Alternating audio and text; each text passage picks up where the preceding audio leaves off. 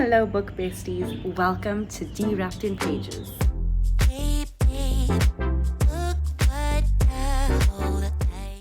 Today we are outside, and yes, before you say anything, I know it's been a while since I've been here. We're just gonna ignore that because this year is the year of consistency, okay? So what happened in the past, we're not gonna talk about it.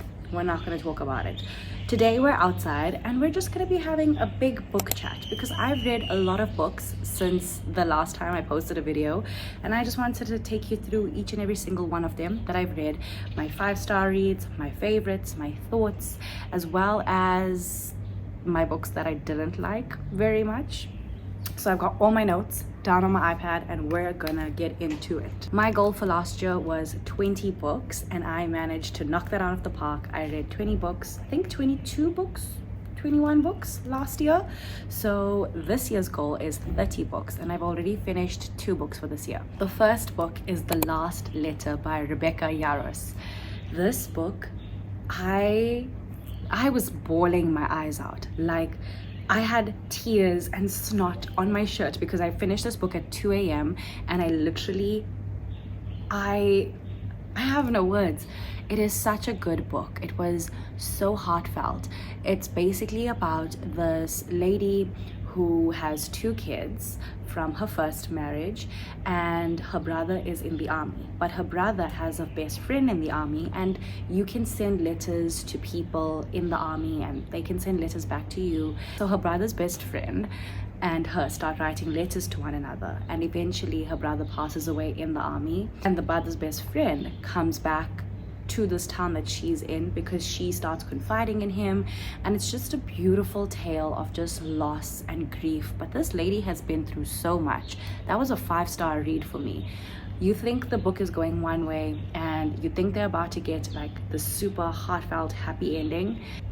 Something devastating happens, and Larry Rees is one of my favorite, literally my favorite booktuber, and she gave this book like 1 star, I think. So it was just shocking to me because I love watching her, but it just goes to show people enjoy books differently. It's all subjective. Then I read Gentle and Lowly by Dane C. Ortland.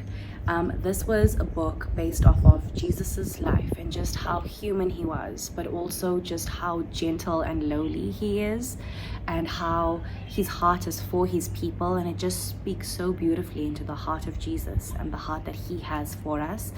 This, I don't know if I mentioned it, I gave 4 stars. It is a very theologically heavy book. It's a lot of information to absorb. So this was one of those books that I would read after my Bible studies in the morning because it's not a book that you can read to unwind at the end of the day.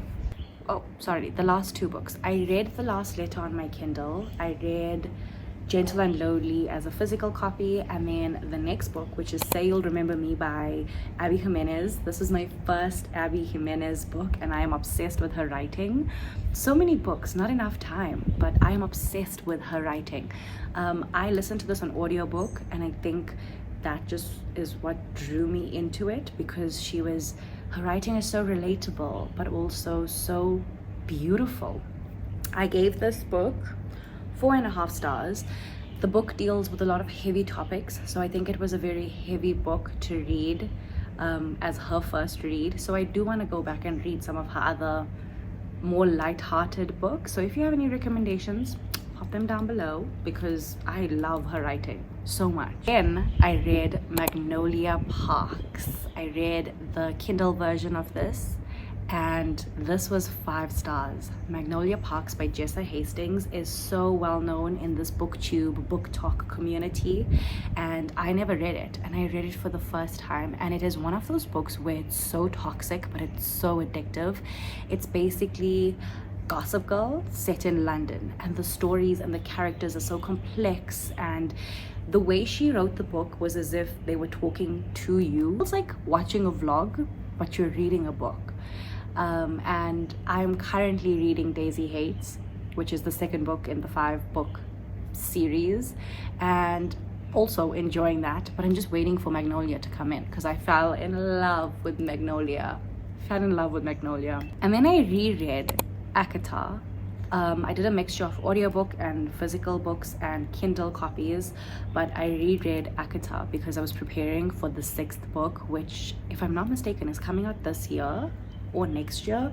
So I reread Akata, and all of those are 5 stars. I mean, A Quarter Frost and Starlight is like a 4-star because it's a tiny little story in between, but Akata, so beautiful. I actually want to get an Akata tattoo, but I'm still trying to figure out what I would want and where. If you didn't know this about me already, Frida McFadden is my favorite author currently. I love all of her books, even though a lot of them are not 5-star reads. I just love the way she writes. I love the short chapters.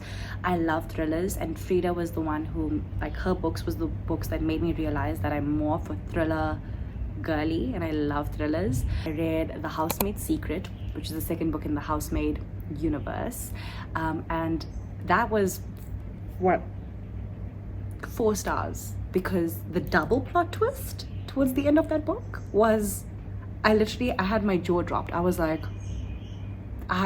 was in shock. And then I reread The Housemaid because I wanted to go and watch the movie with my boyfriend, and he actually wished that we didn't read the book. We actually listened to an audiobook. He actually wished that we didn't because he felt like he would have enjoyed the movie more if he didn't know what was happening. But okay, moment of honesty here. I kind of dozed off during the movie. I went to watch it on premiere night after work, and I was enjoying it. The movie is not terrible, but I dozed off, and I do fall asleep very easily, but I don't know, I just feel like they could have done better with Millie than Sydney Sweeney. I feel like her acting is very unilateral, like very, yeah. I also had a realization about myself that I cannot watch anything without subtitles, and I would pay extra to watch a movie in the cinema with subtitles. A random fact. And then this next book was recommended to me by a friend, and it's The Sweetest Oblivion by Danielle Laurie. I read Butcher and Blackbird, and that was my first ever dark romance, and I loved it. And Sweetest Oblivion was my first ever mafia romance, and I did not enjoy it. It took me, like, I kid you not, 5 months to finish this book. I started it on my Kindle, and I would pick it up every here and there, but it just felt so slow. And I think for a mafia romance, I want it at the beginning. So I'm open to suggestions because I don't want to write off mafia romances, because I loved the setting and the whole everything around it, but the romance was just a bit so slow. I rated that 2 stars. Towards the end of last year, I read Two Can Play by Ali Hazelwood on audiobook, and it is just a short, little, cute, fluffy romance. Very cool setting. I gave that 3 stars. Super cute. The characters were cute. The story was cute. The setting was beautiful. It was good. It was fluffy. I read it towards the end of last year. It was a good, quick read. So cute. Another Frida McFadden book that I read was The Perfect Son. I started it towards the end of last year and finished it this year. And again, like I said, Frida's books are not always a 5-star, but they do keep you on the edge of your seat. The plot twist was really good with this one, especially because of the way they built up the perfect son and the history with the mom's dad. You would think that it's passed down, and to a degree, yes, it is, but the plot twist, I'm not going to ruin it.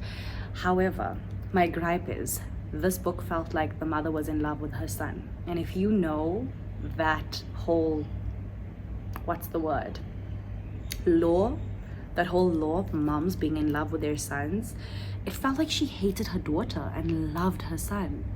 I also really enjoyed getting the point of view from Olivia, the girl that her son was interested in school. That was beautiful. The plot twist did take me by surprise, and I rated that 2.5 stars, mainly because it wasn't a 5-star read, and also, like I said, a lot of her books are not 5-star reads. It's hit and miss, but it was enjoyable. I did enjoy it. So maybe I should make it 3 stars. I'm gonna change that, 3 stars. I started off this year by finishing The Perfect Sun and then starting the Pumpkin Spice Cafe. I know there's a lot of people who don't like the Pumpkin Spice Cafe. Laurie Gilmore Girls, small town, everyone's in everyone's business, and just the whole setting of it is so beautiful that I do want to continue the rest of the series. And if I'm not mistaken, the rest of the series also follows characters that are in the book, so I'm very excited for Cinnamon Bun Bakery. Don't quote me on that, but I'm very excited because I know that they started their little thing in the Pumpkin Spice Cafe. The book deals with so much past trauma that it's so real. It felt so real, and how your overthinking and your anxiety can hold you back from finding love. And I just thought that that was so beautiful. I love that little theme in the book. That 3 stars. Also short, quick read. Okay, those are the books that I read so far. Now let's talk about the books I DNF'd, because it's very rare for me to DNF a book, but if I am going to DNF a book, I'm gonna do it. I'm not gonna feel guilty about it. If I'm not enjoying it, I'm not gonna put myself through this, because I experienced that with Sweetest Oblivion, and I wish I DNF'd it because it was not, the ending was not satisfying. The whole story was just so slow. And I love my friend that recommended this to me, and I love Magnolia Parks because she was the one that was like, you just gotta bite the bullet and read it. The first one was Nora Goes Off Script by Annabelle Monaghan. Annabelle. I loved the writing, but the MMC Leo was insufferable. I would just get put off and get the ick every time it was his point of view or there was a mention of him, that I couldn't suffer through it. He was insufferable. Did not like his character. The next book was The Henna Artist, and I thought I would love this so much because I'm half Indian and I love my culture so much. I did not love the writing style. I loved the story and the premise of the story, but the writing style just wasn't catching me. And I feel like I might pick this up again later on in life, but as of right now, I did not enjoy the story, the writing style. I did enjoy the story. And then the last book that I DNF'd was Pucking Around. Does that need any explanation? It was very vulgar, very rude. I did not like her character, not at all. I was like, I'm out, peace out. And then I did a little bit more research on the book and realized what was in store for me, and I was like, not my cup of tea, let's not. But it was on Everand, which is the audiobook app that I use, and they do not have a lot of books that I would be particularly interested in, and so I tried it and DNF'd it at 2%. What can I say? To each their own. Those are all of the books that I read so far. I know it doesn't amount to 20 in this video because it's not all of the books I've read last year. It's just what I've read since I last spoke to you guys. But I am happy to be back. That's it. I have been thinking and dreaming about this channel for years, as you guys know, and I started it last year and then I stopped posting content because life got in the way. And I've already planned out all of the content that I'm going to be posting in February. So I just want to get back into it. And I'm diving in head first. But I want to say thank you to everyone who has subscribed. If you haven't subscribed and you enjoyed the vibe, then subscribe. Hit the notification bell. Like and subscribe. That is it from me for today, for our big book chat. And I will see you next week for another video. Bye.